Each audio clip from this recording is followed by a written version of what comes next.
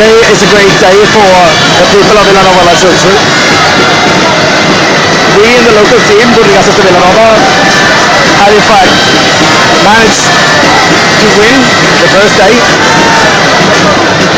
And let's be very honest and say this is a day when the 20 team which do not qualify for the competition tomorrow are here, but still this team which only 2 years ago made Pyramid Towers of 7 levels as their maximum have today completed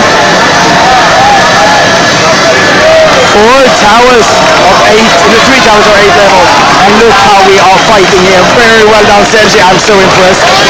God, how well done. Burgas of Villanova rounding off with a pillar of 5 levels. We have completed 4 by 8, we have completed 3 by 8, and most importantly we have completed 2 by 8 with a follower. An incredible performance here today. What a day, what a Pyramid Tower competition in Tarragona 2012. Thank you to everyone who was here with us. Thank you to everybody in Villanova who has come to help us with this. From Concurs de Tarragona in Catalonia 2012.